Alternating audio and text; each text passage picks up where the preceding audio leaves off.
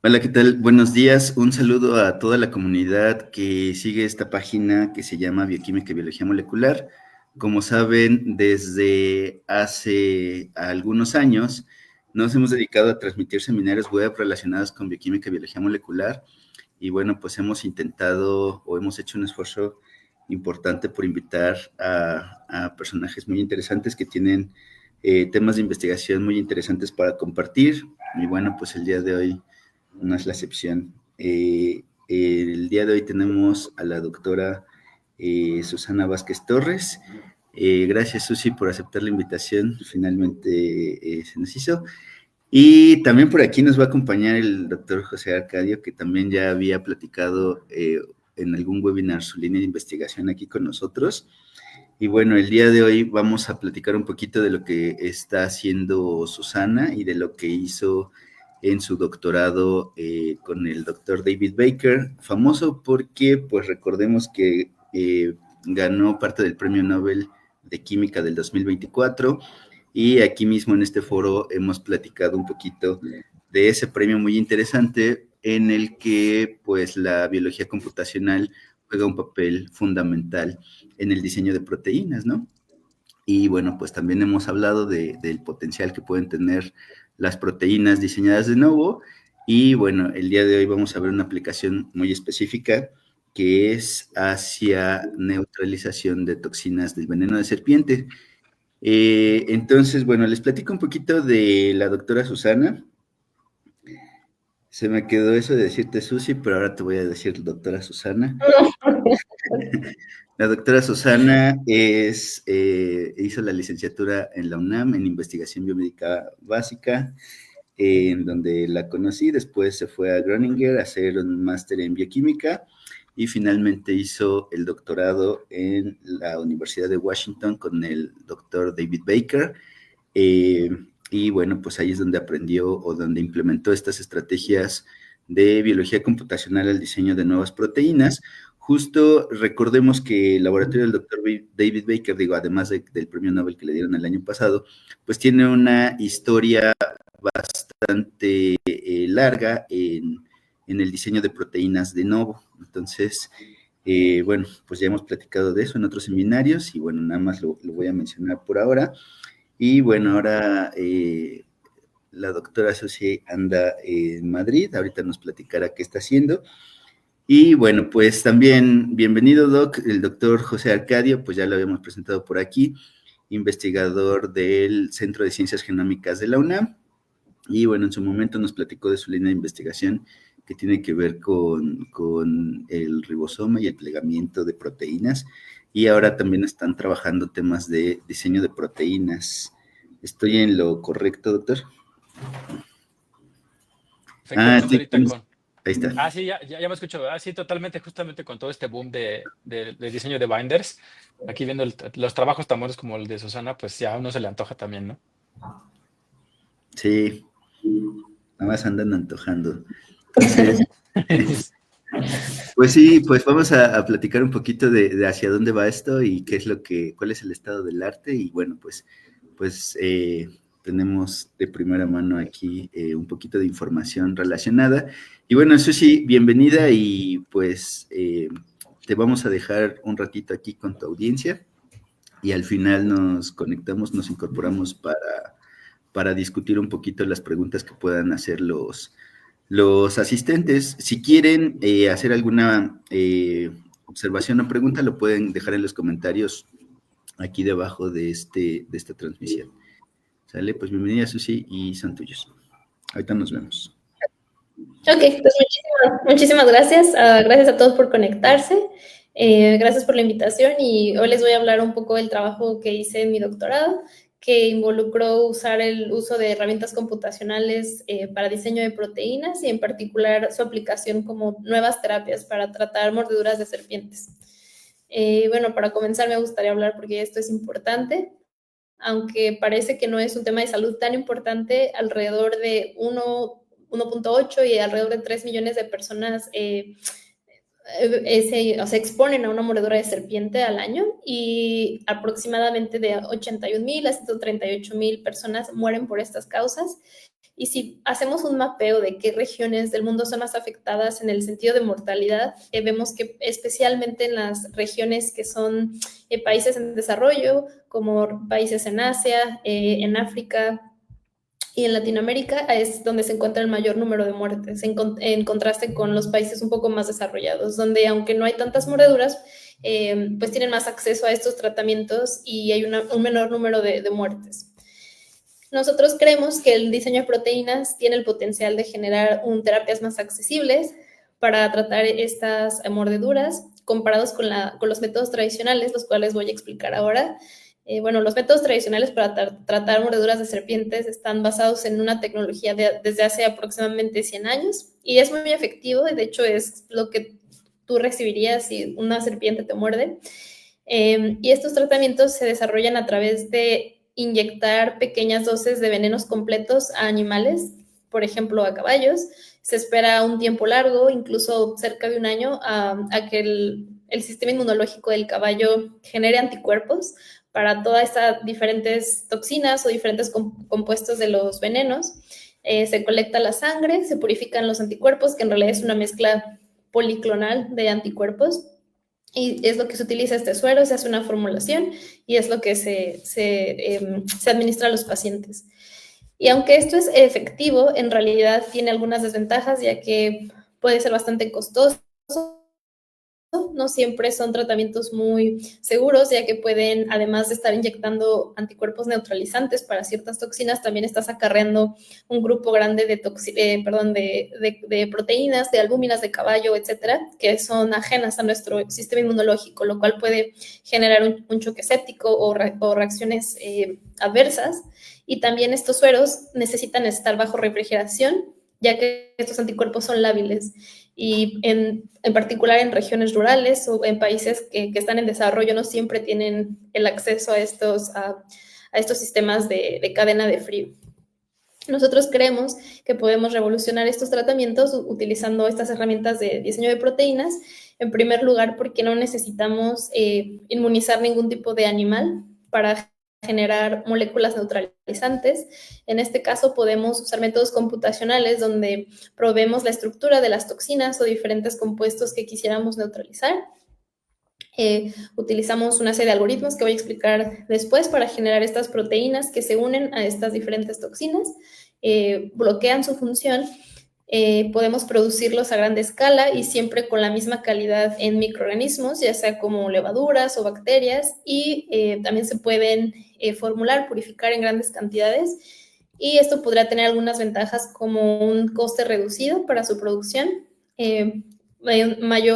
son mayormente seguros, ya que estos compuestos están purificados, especialmente las moléculas neutralizantes, no estás purificando o estás acarreando compuestos extraños, como en el caso de los caballos, y también es sabido por mucho tiempo que las proteínas diseñadas de novo son muy termorresistentes. Esto quiere decir que a altas temperaturas conservan en gran medida su estructura y su función, lo cual es algo muy atractivo para este tipo de terapias, ya que, como mencioné, en estos países no hay necesariamente un acceso a una cadena en frío.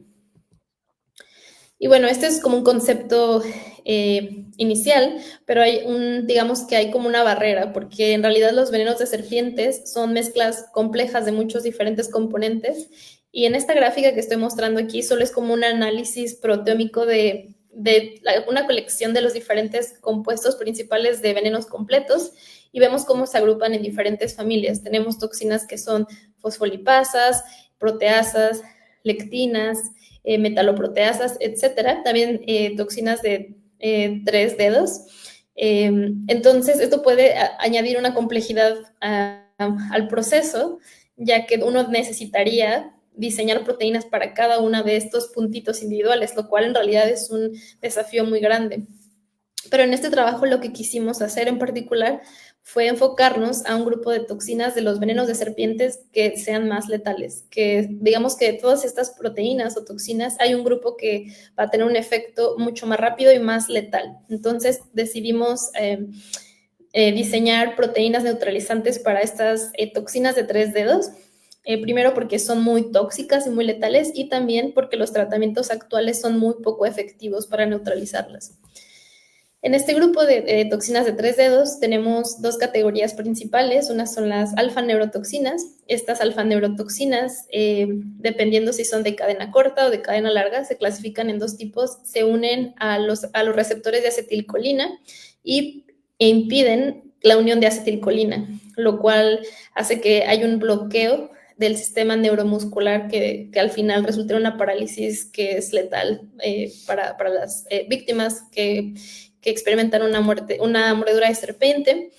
Y otro tipo de toxinas que pertenece a esta familia son las citotoxinas, las cuales se sabe que interactúan con membranas fosfolipídicas de una manera, pues sí, en general, y lo que hacen a lo mejor no son tan letales, pero causan necrosis, también causan como que haya mucho sangrado, y al final del día esto hace que muchas de las personas que experimentan mordeduras de serpientes vivan con consecuencias para el resto de sus vidas o tengan que experimentar alguna amputación. Y si de por sí este tipo de enfermedad afecta a comunidades rurales donde la gente tiene poco acceso a sistemas de salud o poco dinero, el hecho de que alguien tenga que ser amputado, pues hace que ese ciclo de pobreza se incremente, ¿no? Entonces, en este trabajo quisimos enfocarnos en estos 2 grupos de toxinas.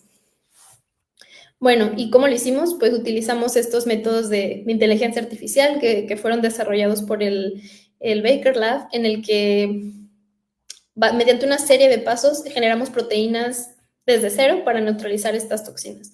Entonces, quisiera empezar diciendo que una de las estrategias que decidimos usar fue tratar de... Sabemos que estas toxinas de 3 dedos se pliegan de esta manera. Son estructuras que tienen muchas hojas beta, tienen estos loops que están súper largos, por eso se llaman de 3 dedos, porque estos parecen 3 dedos, y tienen muchos puentes disulfuro. Entonces, una forma que nosotros anticipamos que podríamos lograr alta afinidad y alta especificidad era mediante la complementación de estas hojas beta con otra proteína, ¿no? Entonces, en este caso, hicimos y generamos, digamos que una preespecificación antes de correr el método de Rosetta Fold Diffusion, en el que generamos backbones de proteínas para decir que queremos proteínas que vayan a hacer interacciones de beta-beta con la toxina. Después corrimos Rosetta Fold Diffusion, que como mencioné es un método generativo que básicamente lo que hace es que genera muchas soluciones alrededor de un target y son solamente a nivel de backbone. Tú puedes proveer la longitud de la proteína que quieres diseñar, también puedes proveer el target, los ciertos hotspots o los ciertos residuos que te gustaría unir, y después de generar este número de protein backbones, también puedes hacer un sampleo de, no sé, generar 1000 o generar 10,000, o si tienes la capacidad 1,000,000. Y después de todos estos backbones o soluciones iniciales, utilizamos otro programa que se llama Protein MPNN, en el cual nosotros asignamos a secuencias de aminoácidos a estos backbones de proteínas que están desnudos. No es como si el backbone solo es el hueso y después hay que agregarle un músculo, ¿no? Darle una identidad de aminoácidos a estas múltiples backbones de proteína. Y después usamos un método de estructura, de predicción de estructura, utilizando ya sea Rosetta Fold, en este caso yo usé AlphaFold, que tiene un mayor grado ¿cómo se dice?, de certeza, o es un poquito mejor que el Rosetta Fold, y predecimos los complejos de nuestra proteína que diseñamos en complejo con las toxinas, ¿no? Y utilizamos cierto número de métricas computacionales que sabemos que correlacionan con la calidad de nuestros binders o de los diseños que hicimos, para después reducir ese número enorme de posibilidades a un número más pequeño que podemos probar en el laboratorio. Entonces, en la primera parte, como mencioné, pues usamos este pipeline computacional para diseñar estas proteínas. Tenemos muchísimas, las filtramos para obtener diseños de más alta calidad, y en una escala pequeña, en todos estos casos, yo probé alrededor de 40 diseños, más o menos por cada tipo de toxina. Pues las caractericé en el laboratorio. En este caso, del lado izquierdo, tenemos en color gris los diseños, y en colores diferentes, azul, morado y rosa, las diferentes toxinas, en este caso la toxina de cadena corta, la toxina de cadena larga y la citotoxina. Estas proteínas pues las purificamos en bacterias y las corremos en cromatografía de exclusión molecular y nos corroboramos que eluyan al tiempo adecuado y que también tengan un perfil monodisperso, ya que esto es importante para estabilidad y también para en el futuro probablemente formularlas en un fármaco, en algo que se pudiera desarrollar más allá para usarlo en pacientes. Y también utilizamos ¿cómo se dice? SPR, Surface Plasmon Resonance, para medir la afinidad entre nuestras proteínas diseñadas y las diferentes toxinas. Entonces, esta técnica nos permite estimar qué tan afín o qué tan fuerte es la interacción entre nuestros diseños y las toxinas. Y en todos estos casos vemos que nuestras proteínas se unen con una buena afinidad. En algunos casos, por ejemplo, en este caso vemos que la afinidad o la constante de disociación es muy buena, es 0.9 nanomolar. Esto quiere decir que se une súper fuerte a la toxina. En este caso, para la toxina de cadena larga, vemos que se une con afinidad de 2 nanomolar. Y para la citotoxina, que también tiene un plegamiento un poco peculiar, que voy a discutir después, vemos que también hay una unión que es un poco más débil, es de alrededor de 300 nanomolar. Después evaluamos la presencia de estructura secundaria de nuestros diseños utilizando dicorismo circular. Aquí tenemos los espectros a diferentes longitudes de onda y vemos que tenemos los mínimos que nos correlacionan con la presencia de estructuras alfa y beta de nuestras proteínas. Y también hicimos una curva de desnaturalización térmica que nos permite determinar la temperatura media de desnaturalización o la TM, que nos da como una idea de qué tan termorresistentes son nuestras proteínas, y vemos que en todos los casos nuestras proteínas tienen una TM bastante alta, en este caso una TM de 78 grados centígrados. En este caso la TM es tan alta que no se pudo estimar. Esto quiere decir que necesitas hervir la proteína para desplegarla, y en este caso tiene una TM de 61 grados centígrados. Algo que también quisimos evaluar con nuestros diseños pues es ver qué tan buenos son estos métodos o qué tanta precisión tienen para unir estas toxinas, porque una cosa es la computadora, pero otra cosa es el mundo real. Entonces, una forma de averiguarlo es determinando sus estructuras cristalográficas y comparando qué tan similares o diferentes son.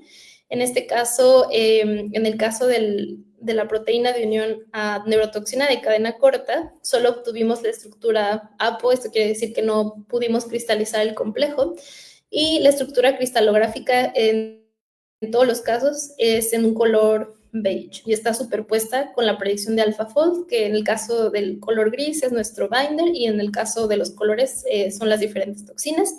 Vemos que si las sobrelapamos una sobre la otra son súper parecidas. Y en este caso vemos que hay interacciones, o sea, la proteína se ubica como la queremos, como la diseñamos, y no podemos saber la interacción porque no lo pudimos cristalizar en complejo, pero en el caso de las otras toxinas vemos que bueno, en realidad son súper parecidas a lo que nosotros diseñamos, y de hecho tenemos un poco como les comenté, en algunos casos diseñan las proteínas para hacer estas interacciones entre hojas beta. Vimos que en algunos casos se preservan estas interacciones, y también, como les comenté, estos loops en las toxinas son muy importantes para unir a los receptores de acetilcolina.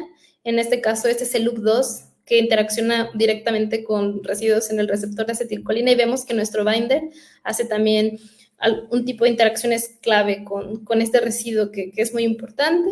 Y en la citotoxina se ve un poco abierta la estructura porque en comparación con las otras toxinas no se sabe muy bien el mecanismo, solamente se sabe que estos loops que están muy cargados positivamente rompen los fosfolípidos, pero son interacciones muy inespecíficas. Entonces lo que yo quise hacer fue como tratar de contener estos loops para evitar que de alguna manera pudieran penetrar a las células.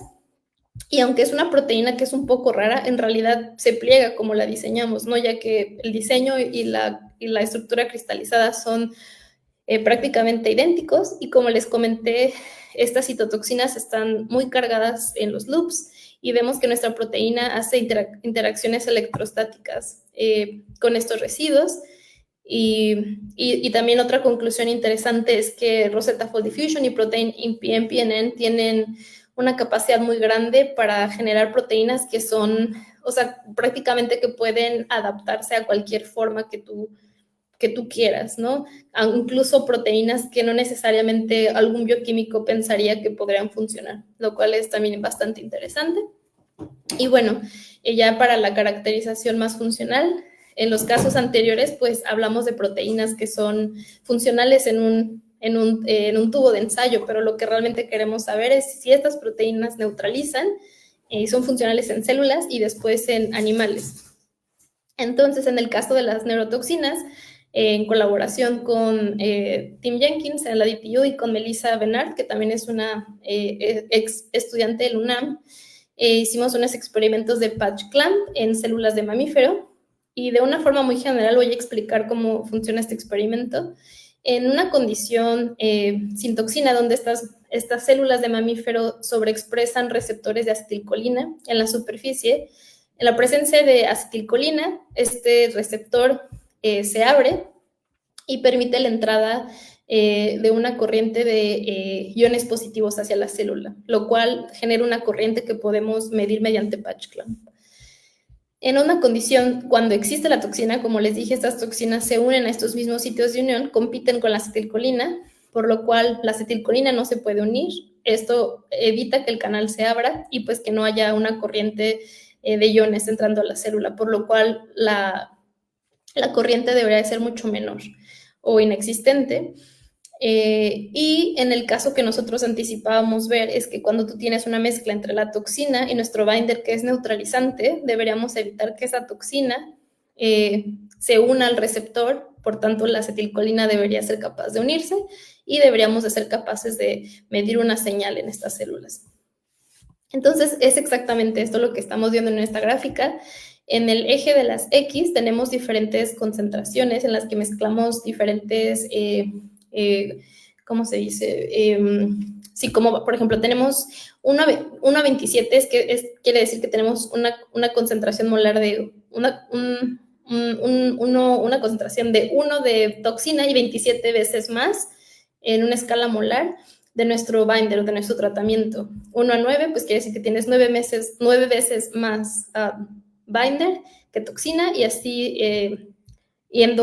vas cambiando un poco este ratio hasta llegar a una concentración 1 a 1. Y en el eje de las X tenemos digamos que la corriente eléctrica o esta señal que les platicaba que puedes medir a través de las células en presencia de la acetilcolina y de las toxinas y de nuestro tratamiento. Entonces utilizamos también pues un control negativo, utilizamos un control positivo, que sabemos que son proteínas que efectivamente ya sabemos que neutralizan ese tipo de toxinas, y las proteínas que diseñamos nosotros. Entonces, cuando utilizamos un control que es un nanobody, que es una proteína que se une a otro tipo de toxinas de serpientes en un exceso de 27 veces más, vemos que esto no es capaz de rescatar la señal en el canal. Además, utilizamos una concentración de toxina en esos experimentos que sabemos que sí o sí va a bloquear la señal de acetilcolina. Vemos que cuando tienes 27 veces más, pues no ayuda porque pues no es específico. También cuando utilizamos el otro nanobody que fue diseñado por otro grupo, para el mismo target, con una afinidad similar a nuestro binder, vemos que funciona muy bien a concentraciones altas, pero a medida que vas disminuyendo la concentración, se va haciendo menos efectivo. Y algo que fue muy interesante ver es que nuestras proteínas diseñadas funcionan muy bien para rescatar estos canales en concentraciones altas, pero también en concentraciones bajas, muy superior a lo que la otra molécula fue capaz de lograr. Y bueno, este experimento también lo repetimos para la otra clase de toxina que también neutralizamos, que es la de cadena larga, y el experimento es exactamente el mismo. Tenemos nuestro control para la misma clase de toxina, que vemos que en un exceso tampoco protege. Tenemos también un nanobody con una afinidad similar que vemos que funciona, pero después ya no tanto cuando disminuyes mucho su concentración. Y nuestro mini binder vemos que es mucho más efectivo y que incluso en concentraciones de 1 a 1 parece proteger el canal. Entonces esto fue súper emocionante de observar y lo cual nos llevó a decidir a continuar en animales. En este caso colaboramos con el doctor Stephen McKessie, que es un herpetólogo en Colorado, y lo que hicimos en este experimento es un experimento muy blanco y negro, porque el output ya es muerte o supervivencia. En este caso, él nos ayudó a determinar la dosis letal media de estas diferentes toxinas en ratones, y él administró un exceso de 3 veces más esa dosis letal media. ¿Y para qué hacemos esto? Pues para asegurarnos que utilizando esta concentración de neurotoxinas vamos a lograr una mortalidad del 100% en ausencia de ningún tratamiento, y fueron administrados intraperitonealmente.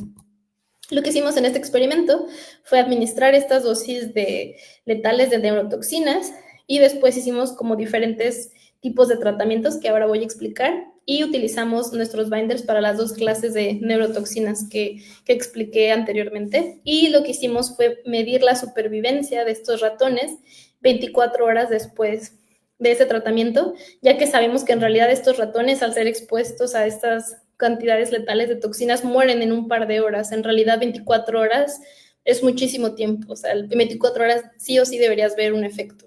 Entonces el primer control pues fue realmente agregar las toxinas sin ningún tipo de tratamiento, y vemos que en este caso la supervivencia es del 0%. También hicimos un experimento control para ver especificidad, en el cual utilizamos el binder que diseñamos para la neurotoxina larga, pero lo mezclamos con la neurotoxina corta. O sea, no lo mezclamos con el target que le correspondía, para ver si había como algún tipo de interacción inespecífica. Y vimos que si no utilizamos el binder correcto para la toxina correcta, pues el tratamiento no es efectivo, lo cual nos dice que nuestras proteínas son específicas para los targets para las que fueron diseñadas. Y en una primera aproximación hicimos un experimento de preincubación. Esto quiere decir que tú mezclas la toxina con el tratamiento 30 minutos afuera del ratón, esperas que se unan, y una vez que han pasado esos 30 minutos, lo inyectas y ves cuál es la supervivencia. Vimos que en este caso, que es un poco, pues no es realista, porque generalmente las personas experimentan una mordedura de serpiente y después reciben un tratamiento. No es como que tienes el tiempo de preincubar o recibir un tratamiento antes, como profiláctico, pero vemos que en este caso, pues es una eficacia del 100%. Después, esto fue súper emocionante. Dijimos, bueno, vamos a hacer algo que se aproxime más al mundo real. En este caso hicimos experimentos donde hay una administración un poco más tarde de la administración de la toxina. En este caso administramos la toxina, esperamos 15 minutos y después agregamos nuestro tratamiento. En este caso vimos que también el 100% de los ratones sobrevivió, lo cual también es magnífico, es una protección muy, muy alta. Y después intentamos como esperar un poco más de tiempo. En vez de 15 minutos, pues esperar un poco más tiempo, 30 minutos. Y para nuestro binder de mayor afinidad, que es para la toxina de cadena corta, vemos que en todos los casos siempre es 100% efectivo, pero para nuestro binder que se une a la toxina de cadena larga, vemos que si esperas un poco más de tiempo, pues la eficacia disminuye. Y finalmente hicimos también un experimento de rescate, esperando 15 minutos, administrando una dosis menor de nuestro binder en comparación con la toxina. Y vemos que, como les comenté, pues en todos los casos realmente hay una protección significativa en comparación con los controles que no recibieron tratamiento. Y pues esto es el resultado estrella de este estudio. Y finalmente, para concluir los resultados del estudio, les platiqué que había diferentes clases de toxinas, neurotoxinas y citotoxinas. En este caso utilizamos un experimento para evaluar la viabilidad de las células cuando se exponen a venenos completos de cobras, que sabemos que matan a las células, porque les dije que rompen las serpientes. Una cosa que sabemos es que estas cobras, el 70% de sus venenos son citotoxinas. Entonces lo que hicimos fue exponer a células de mamífero, también HEK cells, a concentraciones altas de estos venenos en presencia de nuestro tratamiento y en ausencia, y medimos cuántas de estas células sobrevivieron. En este caso, pues ya les comenté, tenemos la viabilidad de las células, y en este caso tenemos las diferentes condiciones. En un control positivo, en vez de agregar veneno o lo que sea, agregamos solamente el medio donde crecen las células, y pues en esta condición no estás perturbando nada, las células están felices y sobreviven. Utilizamos también un control negativo, en este caso utilizamos un detergente que sabemos que también rompe las membranas de las células, y como podemos ver, pues las células mueren en esta condición. También probamos en nuestro mejor mini binder por sí solo, para ver si no también era tóxico para las células, y vimos que no es realmente citotóxico, ya que las células también sobreviven. Y expusimos con diferentes venenos a las células de este diferente tipo de cobras, y vemos que en ausencia de nuestro mini binder, realmente la viabilidad de las células es nula, no hay realmente no sobreviven de una manera significativa. Sin embargo, en presencia de nuestro tratamiento vemos que hay varía el nivel de protección, pero es mucho más alto, ya que varía desde un 65% hasta un 85%. Y finalmente quisiera como mostrarles esto como en el mundo real. Esto es un experimento de luminiscencia, pero también se puede ver con los ojos. Estas películas las hicimos en colaboración con Justin en el IPB, y lo que hicimos fue sembrar células también de mamífero en un plato, y agregamos un colorante que se vuelve rojo cuando las células empiezan a morir, porque este colorante se tiñe de rojo cuando hay DNA libre. Entonces, utilizamos este experimento para ver en tiempo real cómo era esta protección. Vemos que las células, cuando no están siendo tratadas con nada, pues realmente hay muy poca señal roja, porque las células no están siendo perturbadas o están siendo dañadas, ¿no? Utilizamos veneno completo de la serpiente escupidora para perturbar estas células, para ver qué tanto daño causaban, y medimos pues cómo van muriendo las células en el tiempo, y vemos cómo poco a poco todo se va poniendo rojo.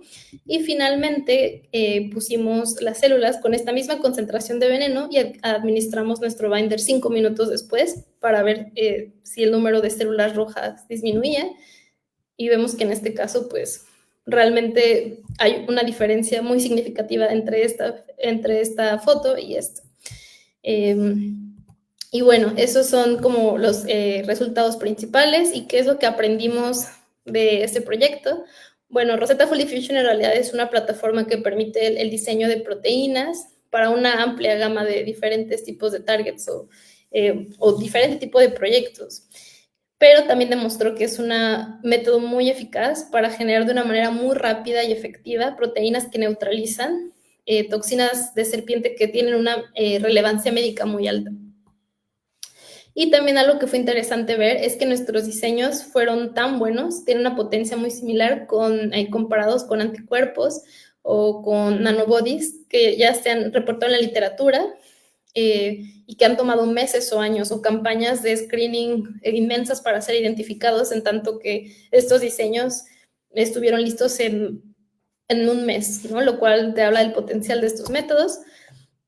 Creemos también que esa estrategia podría ayudar a democratizar el descubrimiento de nuevos tratamientos, especialmente en enfermedades que son de poco interés para las farmacéuticas y que también pues afectan a un montón de gente en países en desarrollo, como son las mordeduras de serpiente, que realmente no ha habido una mejora en los tratamientos en los últimos 100 años. Y pues por último quisiera agradecer a todas las personas que formaron parte de este equipo, como les comenté, Melissa, gente en el IPD, Edin, Isaac, el doctor Stephen, Nicolás, Timothy, David, Linda y pues muchas más personas que no me caben aquí. Pues con eso culminó la plática y estoy lista para cualquier pregunta.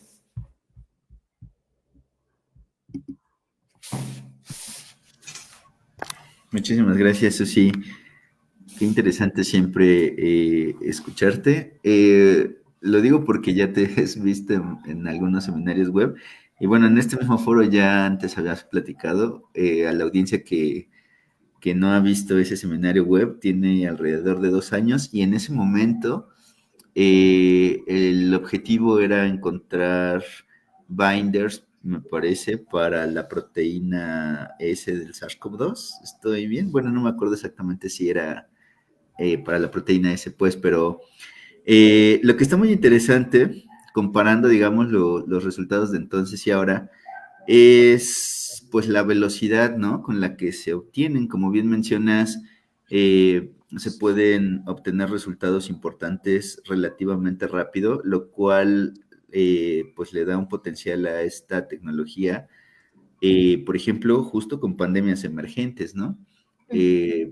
Problemas que no podríamos resolver si no es pues con mucho tiempo de experimentación, resulta que ahora los podríamos abordar como mucho más rápido. Entonces, eso está súper interesante y bueno, creo que en gran parte es la razón por la cual mucha gente está mirando estos métodos como una herramienta interesante, ¿no? Para añadir a la línea de investigación.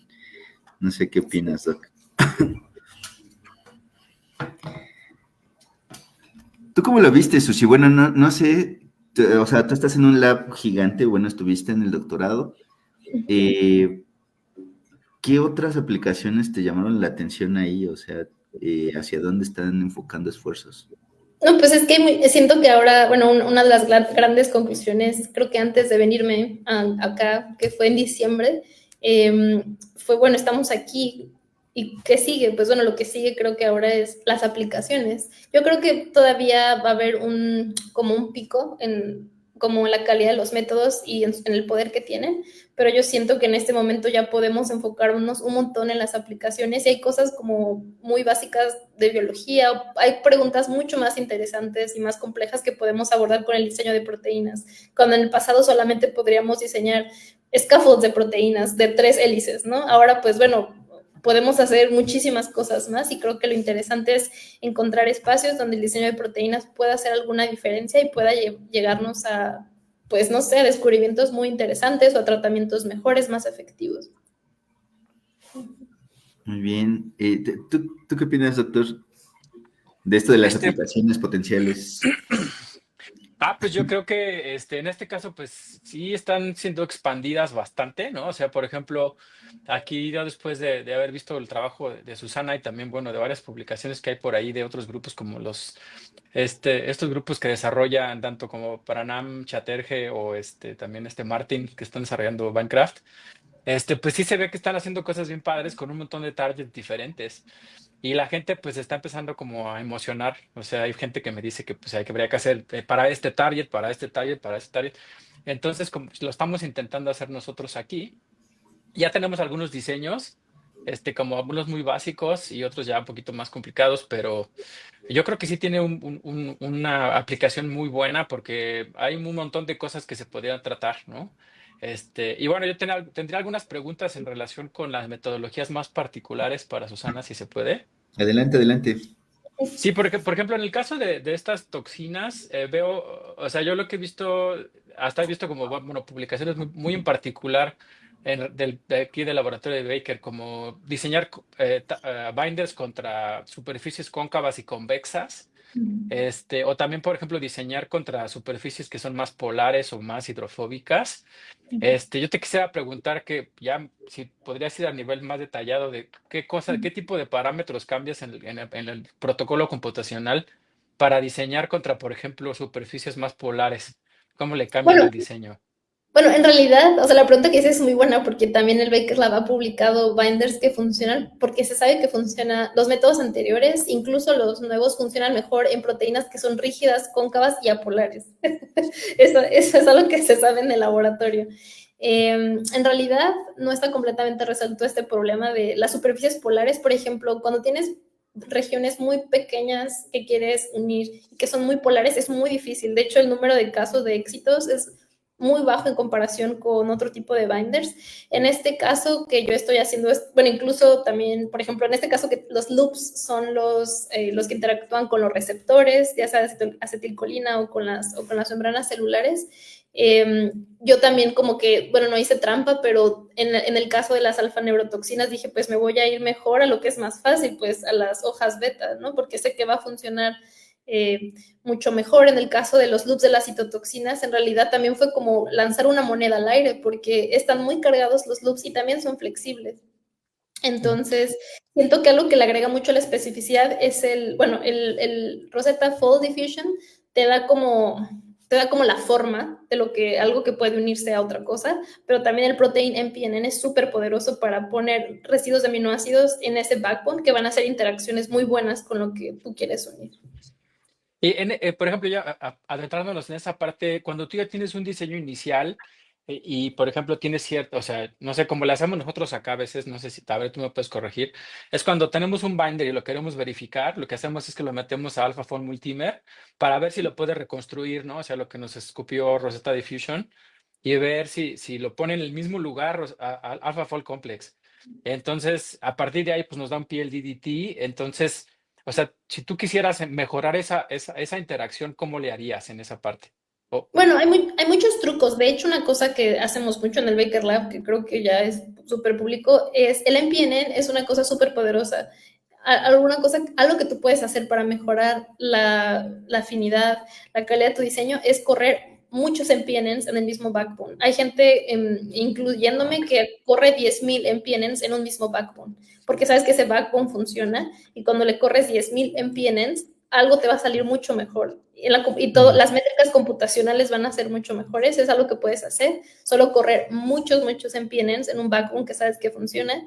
Y otra cosa que puedes hacer es el partial diffusion, que también sabemos que, porque digamos que tienes una interacción inicial y a lo mejor tienes como decirlo, como un rompecabezas que embona, pero no perfectamente. Entonces, cuando haces partial diffusion, haces como una perturbación a nivel de backbone, que puedes correr muchos partial diffusion, puedes decidir qué tanto ruido quieres meter, puedes probar diferentes cantidades de ruido, igual puedes hacerle muchos rounds de MPNN y haces que esos ligeros desajustes queden perfectos y esa es una forma súper efectiva para mejorar la afinidad.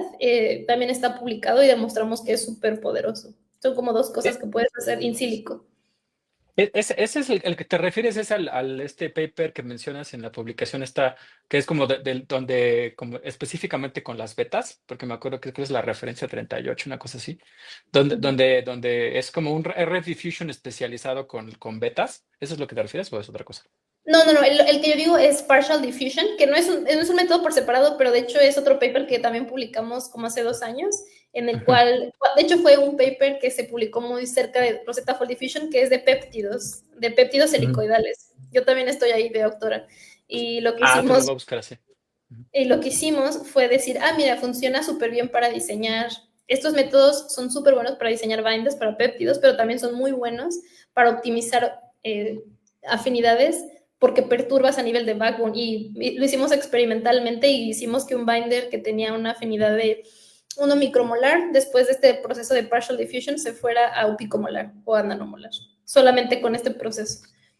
Y está ¿No? todo especificado. Los parámetros, digamos, que utilizan de todos están en tu paper. Ahí está. Sí, está ahí, está en el GitHub del Rosetta Fold Diffusion y hay ejemplos que se citan en el paper y también pues lo mejor es probar diferentes cantidades de ruido porque puedes seleccionar los parámetros, que es un parámetro T de ruido, puedes poner 20, 10, 15, mientras más puedas pues es mejor, por decirlo así. Perfectamente.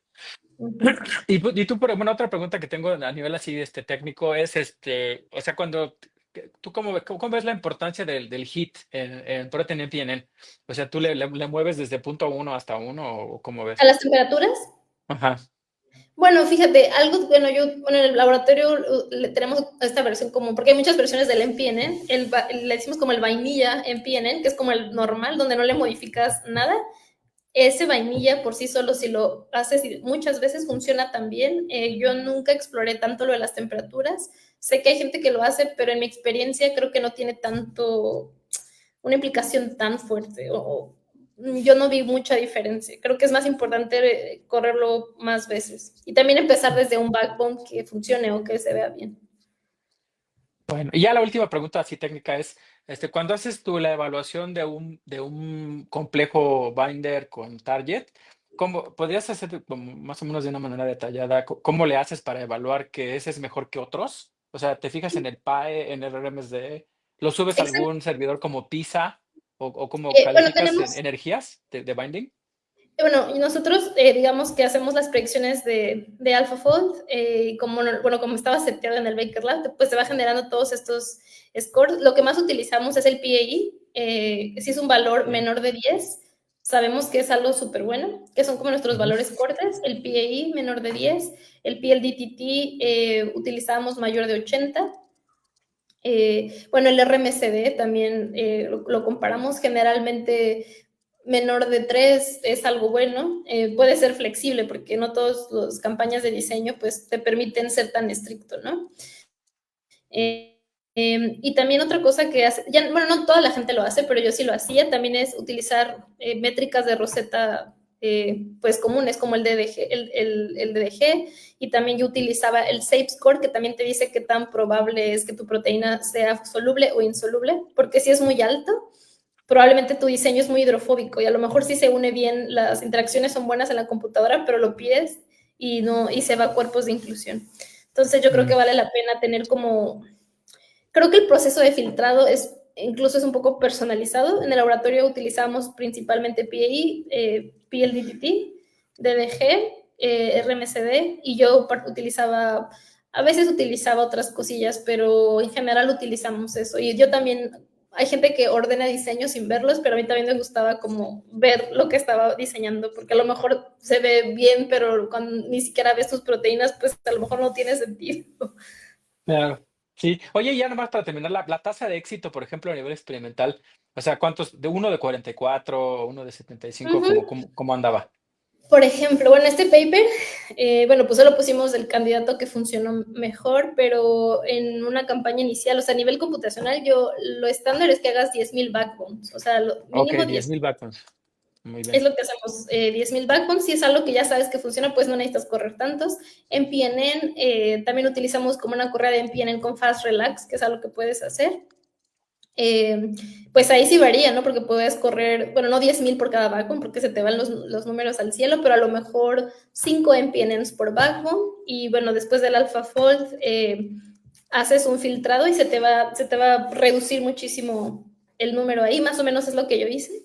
Y los que ordené ya después de ese proceso fueron 40. De esos 40, en estos casos creo que tuve 1 o 2 binders que me salieron de esos 40. Y de esos 40 lo que hice fue el proceso de partial diffusion que te platiqué, donde tenía ya ese backbone que experimentalmente sabía que se unía a la toxina, y volví a hacer partial diffusion, generaba otros 5,000 backbones, bueno, backbones parecidos, en PNN, AlphaFold, y ordenaba otros 40. Y de ahí ya me salía algo súper bueno. Entonces, como un proceso iterativo. No, pues muchísimas gracias. Ya me enseñaste muchísimas cosas. Muchas gracias. Ok. Súper interesante. Qué bueno que tenían recién revisado el artículo, ¿cierto, Doc? Ya por aquí en los comentarios pidieron el artículo. Ahorita les escribimos la referencia en los comentarios para que lo puedan ver, lo puedan revisar y seguramente pues con este background van a entenderlo mejor, ¿no? Voy a leer algunas preguntas del público y ahorita vamos un poquito otra vez con la discusión. Anthony Salcedo dice, muy interesante, Susana, felicidades. Rosetta Fold Diffusion es un software libre, ¿cierto? Segunda duda, ¿cómo podría hacer mi doctorado allá también? No, pues sí, bueno, primera pregunta, Rosetta Fold Diffusion sí es un software libre, tal que el Baker Lab siempre ha sido como a lo que le da muchísima importancia David, sobre todo, es compartir el conocimiento que se genera. Entonces, todos los softwares, una vez publicados, son libres. Puedes buscarlo en el GitHub, viene con tutoriales, viene cómo correrlo. GitHub, Rosetta Fold Diffusion. ¿Y cómo es el doctorado allá? Pues creo que creo que la respuesta puede tener muchas vertientes. La respuesta más obvia pues sería aplicando el doctorado. La universidad de Washington tiene diferentes programas que permiten entrar al Baker Lab. Por ejemplo, yo apliqué al programa de doctorado en bioquímica y al doctorado de física biológica y diseño estructural, creo que así se llama en español.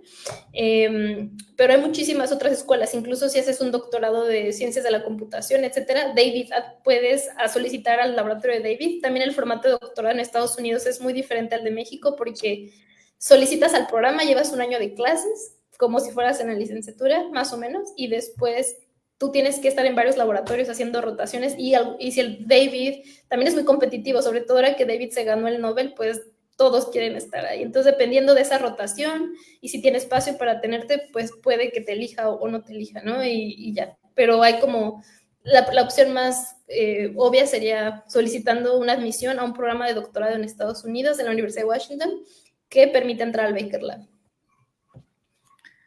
Perfecto, súper bien. Y Anaí Alemán pregunta, si el veneno de serpiente es una mezcla compleja, ¿la proteína de nuevo tendría una menor efectividad, puesto que únicamente se une a un target específico? Sí, esa es una muy buena pregunta. Pues sí, como les comenté, o sea, idealmente para que estas proteínas funcionen en el mundo real, deberíamos de hacer un cóctel como una mezcla de diferentes mini binders.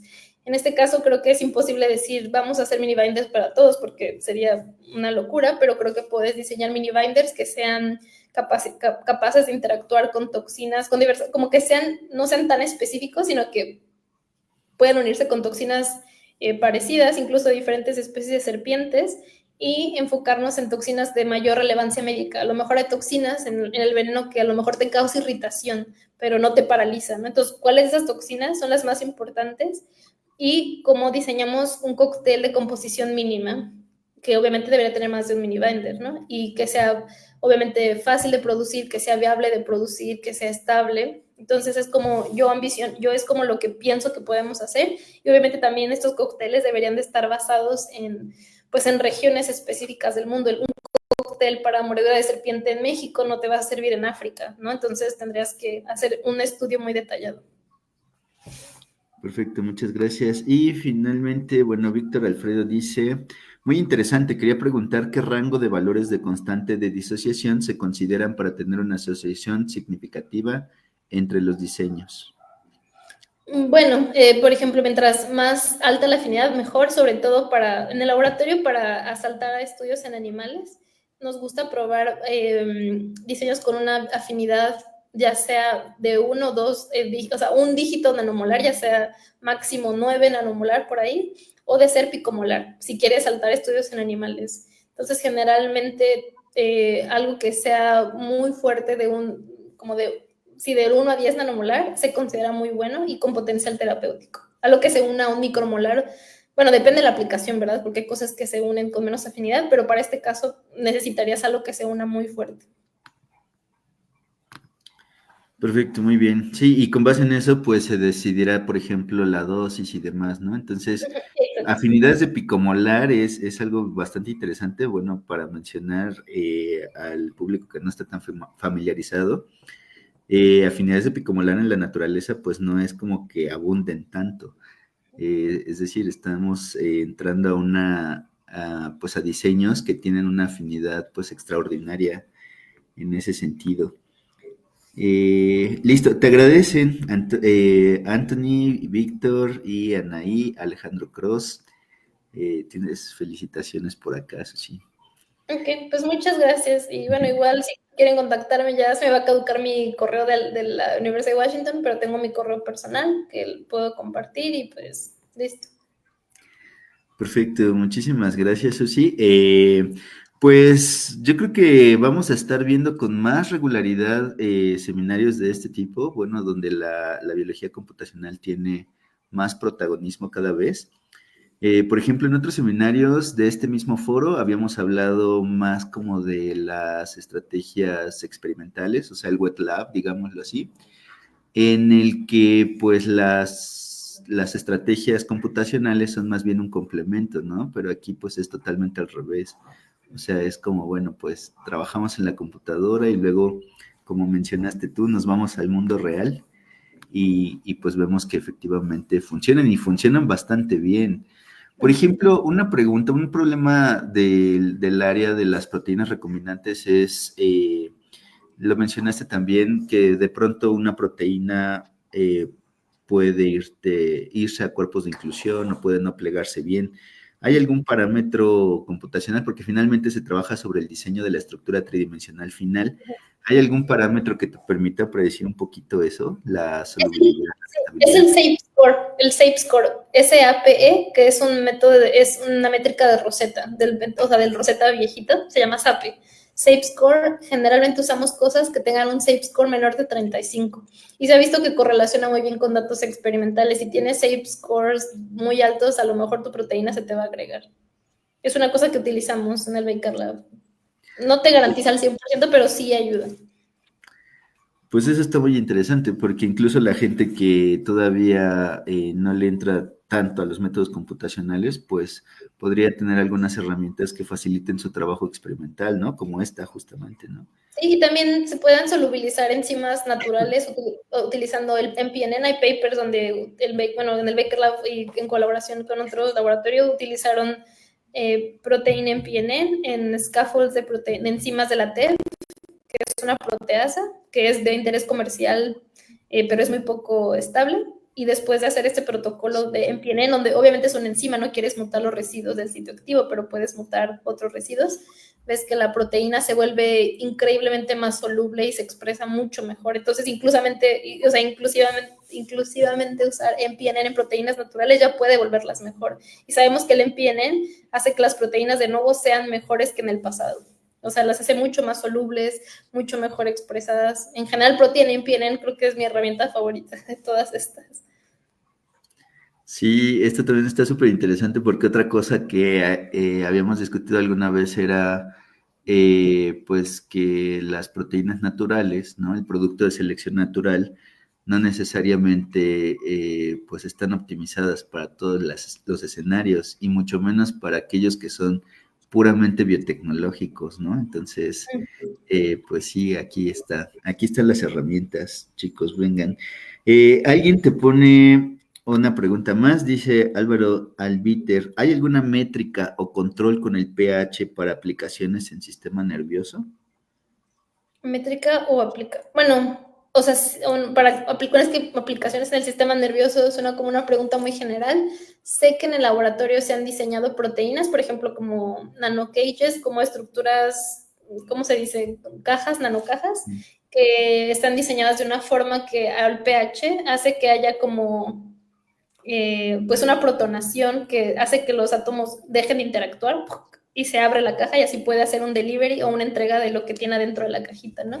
Entonces, si hay aplicaciones donde un cambio de pH puede regular la función de una proteína de nuevo, algo así como una métrica, no sé la respuesta en específico, pero sé que se puede hacer, porque existe esa aplicación, ya está publicada. Perfecto, muchas gracias. Bueno, pues ahí están los artículos también. Vayan a ver los artículos de Susana y del Baker Lab en general. Por ahí también pongo el link del Baker Lab, justamente, ¿no? Para que le echen un ojo. Y bueno, pues no sé si eventualmente, eso sí, ¿tú tienes un GitHub o algo así? No, yo no tengo un GitHub, pero debería de hacerme uno. Ah, ok. Bueno, para también ahí seguirte, ¿no? Y bueno, no sé, Doc, si tienes alguna otra pregunta o comentario. Pues nada, que estamos organizando el congreso de la REFEP, de la Red de Fusión y Estructura de Proteínas acá es el más grande de este tipo en México, para octubre de este año, entonces para que estén pendientes y pues Susana, si quieres participar, pues avísanos. Entonces, pues si quieres venir a presentar o nomás a conocer o a conocer a la gente, no sé, ¿no? Entonces, ahí nos avisas. Ok, muchísimas gracias, José. Y te iba a decir Alfa, pero no Jorge. Sí, nos vemos entonces en Zacatecas y bueno, eso sí, cuando andes por acá, pues ahí nos avisas y de pronto hacemos una reunión para hablar de proteínas y esas cosas. Sí, me parece genial. Pues muchísimas gracias y pues sí, que tengan buen resto del día. Pues excelente, pues gracias a toda la audiencia que se quedó hasta el final, muchas gracias por seguirnos y bueno, gracias doctora Susana, gracias doctor Arcadio y bueno, siempre hacen bastante enriquecedora la discusión en estos temas. Entonces, agradecemos mucho y nos vemos pronto, que estén muy bien. Por cierto, el día de hoy tenemos otro webinar en la noche, entonces bueno, por aquí nos vemos. Bueno, ya es la noche por allá, ¿no, Susi? Sí, hasta luego, bye. Bye, que estén muy bien. Hasta luego.